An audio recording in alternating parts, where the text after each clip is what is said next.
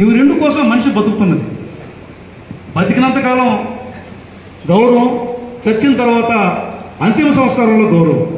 ఈ రెండింటికి మించి వేరే లేదు. Most priority, at most satisfaction ఈ రెండింటి మధ్యలోనే ఉంటుంది. ఈ రెండిట్లో ఆ డిగ్నిటీని మీరు హానర్ చేస్తారని మీరందరూ కూడా నేను నా రిక్వెస్ట్ చేస్తున్నాను.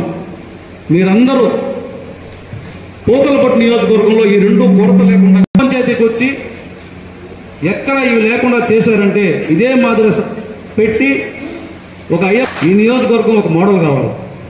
ఈ రెండు లేకుండా ఈ నియోజకవర్గాన్ని చూడాలనేది మా ఆశయం కూడా. I request MPD or officer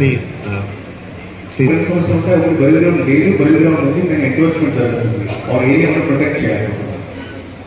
so 10 lakh వరకు ప్రొవిజన్ చెక్ చేస్తారు. ఐ థింక్ ఇంకొక కాంపోనెంట్ ఉండొచ్చు, ఒక లైటింగ్ ఫెసిలిటీ ఉండొచ్చు, ఒక కంపౌండ్ వాల్ ఉండొచ్చు. ఇప్పుడు కంపౌండ్ వాల్ ప్రతిసారి సిమెంట్ కంపౌండ్ వాల్ కూడా అవసరం. సపోజ్ అక్కడ లేదు, you can plan alternative compound wall also. So ఇది మీరు ప్లాన్ చేసిస్తే నెక్స్ట్ ఫైనాన్షియల్ ఇయర్లో ప్రతి మండలం నుంచి కనీసం ఒక 5-6 ఆర్ మనం ఒక కాన్స్టిట్యున్సీ కోట చేసి చూస్తే ప్రతి మండలానికి కనీసం 1 కోటి వరకు బరిల్ గ్రౌండ్లో ఖర్చు చేసుకోవచ్చు. మీరు ప్లాన్ ఇది ఒక యాక్టివిటీ మీకు ఇస్తున్నాను. ఎప్పుడైనా నెక్స్ట్ మీటింగ్ చేస్తాను. చేసిన మంత్రిగా గైడెన్స్ చదవండి, ఏమేమి ఎస్టిమేషన్ చేసుకోవచ్చు చదవండి. అక్కడ భూమికి సంబంధించిన సమస్య ఏమంటే మీరు తహసీల్దార్స్కి చెప్పాలి. చెప్తే ఇంజనీరింగ్ అసిస్టెంట్ ఏపీఎస్ ద్వారా తయారు చేస్తే నాకన్నా వ్యర్థమైనటువంటి మనిషి ఒకరు. ఈ బలమైనటువంటి నమ్మకంతోనే ఈ సమావేశానికి ఒక ఆలోచన చేయడం జరిగింది. ఈ ఆలోచనని సంపూర్ణంగా ఆమోదించి ఇన్ని శాఖల అధిపతుల్ని కీలకమైనటువంటి ఉద్యోగ బాధ్యతలు నిర్వర్తిస్తున్న మీ అందరినీ ఇక్కడికి పిలిపించినందుకు పూతలపట్టు నియోజకవర్గం ప్రజల పక్షాన నా వైపు నుంచి కూడా హృదయపూర్వకమైనటువంటి ధన్యవాదాలు అనేది వెల్ఫేర్ యాక్టివిటీ చేస్తూనే ఉన్నాం.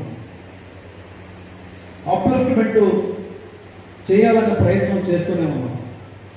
అసమానతలను రూపుమాపాలని కొన్ని వేల లక్షల కోట్లు బడ్జెట్లో కేటాయింపులు చేస్తూ ఉన్నాం. నన్ను వేధించింది. ఆ వేదనలోంచి ప్రజాప్రతినిధి అయినాక కొంత బలం వచ్చింది కాబట్టి ఆ బలాన్ని మనం ప్రజలకు ఉపయోగించాలన్నటువంటి ఆలోచన చేశాం. కార్యాలయం చుట్టూ లేకపోతే విలేజెస్ మండల ఆఫీస్ చుట్టూ తిరుక్కోవాల్సినటువంటి పరిస్థితి ఎందుకు వస్తుంది? ఇది మనం ఆలోచన చేసుకోవాలనేది ఈ కార్యక్రమం ఉద్దేశం. ఇప్పటికీ ఈ నియోజకవర్గానికి రకరకాలైనటువంటి నిధుల నుంచో రకరకాలైనటువంటి ఫండ్స్ నుంచో ఇప్పటికి ఒక 40 కోట్ల వరకు కూడా మనం ఖర్చు పెట్టుకుంటాం. 34 కోట్లు. మరి దాని తాలూకా అభివృద్ధిని మనం చూసినప్పుడు మరి ఇంకొక 100 కోట్లు వచ్చినా ఎక్కడ పెడుతున్నాం? చేద్దాం. నేను మీ అందరిలో కన్నా కూడా చాలా మంది కన్నా చిన్నవాళ్ళు ఉంటాను. నేను గౌరవించడంలో నాకు నేనుగా ప్రకటించడం కాదు, మీ అందరికీ కూడా తెలుసు. ఏ క్షణం కూడా విచక్షణ కోల్పోను, విశ్వాసం కూడా కోల్పోను. ఈ నియోజకవర్గానికి సంబంధించి మనం అందరం కలిసి ఒక సమగ్రమైనటువంటి ప్రణాళిక చేద్దాం. ఈ నియోజకవర్గంలో జరిగినటువంటి పనులు చూసి ఇతర నియోజకవర్గాల్లో కూడా ఇలా చేయాలన్నటువంటి ఒక ఆలోచన కలిగించే విధంగా చేద్దామన్నది నా ఆలోచన. నాకు ప్రణాళికబద్ధంగా పనిచేయాలన్నటువంటి ఆలోచన ఉంది. కానీ పని చేయించుకునే తీరు అధికారుల దగ్గర ఉంటుంది కాబట్టి అధికారులు కానీ కోఆర్డినేట్ చేసుకుంటే, అట్లాగే గ్రామాల్లో ఉన్నటువంటి మా ప్రజాప్రతినిధులు కానీ మా నాయకులు కానీ ఎక్కడ ఏ అవసరాలు ఉన్నా మీ దృష్టికి తీసుకొచ్చే విధంగా ఒక సిస్టమ్ని, ఒక చైన్ సిస్టమ్ని మన వారు ఏర్పాటు చేసుకున్నాం. ఆ సిస్టమ్ నుంచి వాళ్ళకి సౌకర్యాలు కలుగజేసి, మౌలిక వసతులు కలుగజేసి, వాళ్ళకు ఉపాధి అవకాశాలు కలుగజేసినట్లయితే నేను చెప్తాను, 100 సంవత్సరాలైనా వాళ్ళు వేరే వాళ్ళ మీద ఆధారపడకుండా బతుకుతారు, వేరే వాళ్ళ ఆసరా లేకుండా బతుకుతారు, మీ చుట్టూ తిరగకుండా బతుకుతారు. ఆ బ్రతుకుని మనం ఇద్దాము. అట్లాగే రైతులు ఉన్నారు, ఎప్పుడు చూసినా సమస్యలు. ఎప్పుడు చూసినా ఇబ్బందులే. వాళ్ళకు ఒక సమగ్రమైనటువంటి ప్రణాళిక. ఇప్పటికీ నేను మామిడి రైతుల గురించి, ఎందుకంటే ఇప్పుడు డ్రిప్ ఇచ్చినా కూడా పోతలపట్టు నియోజకవర్గంలో మామిడి రైతులు ఉన్నారు.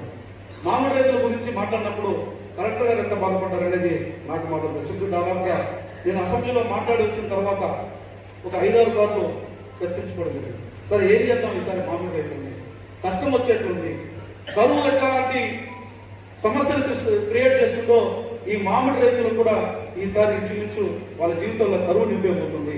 దీనికి ఎట్లా పరిష్కారం చెప్పాలని ఒక 5-6 సార్లు గురించే మాట్లాడుకోవాలి. సార్ కూడా ఇప్పటికే కొంతమందితో మాట్లాడడం జరిగింది. కొన్ని ఫ్యాక్టరీలకి విజువల్ గా పంపించి వెరిఫికేషన్ కూడా చేయడం జరిగింది.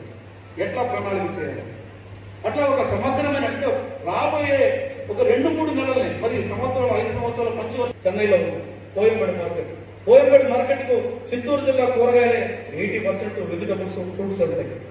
ఇవన్నీ కూడా మనకు లెక్కలు సాక్ష్యాలుగా కనిపిస్తున్నటువంటి విషయం. మరి ఎంత పొటెన్షియల్ ఉన్నటువంటి ఈ ఏరియా నుంచి ఇంకొక 4 టన్నులు ఎక్కువ, ఇంకొక 4 రైతులు ఎక్కువగా చెన్నై కోయంబేడు మార్కెట్కి వెళ్తారు. సో ఇలాంటివన్నీ మనం ఏం చేస్తే బాగుంటుంది అన్నటువంటి అంశం మీద మీరందరూ కూడా సమగ్రమైనటువంటి ప్రణాళిక రూపొందిస్తారని, దానికి మీరందరూ ఈయన ఆశయానికి తోడ్పడతారని. ఎందుకంటే 10 మంది ఆనందంగా ఉండి 10 మంది ఆనందంగా ఉన్నారని నా దగ్గరికి రా, ఆ రోజు నువ్వు ఆనందంగా ఉండవు, నేను ఆనందంగా ఉంటానన్నారు. కాబట్టి ఆయన మాటని నేను నిజం చేయాలంటే ఫీల్డ్ లెవెల్లో మీరందరూ కూడా దీనికి సహకారం అందించాలి. మీరు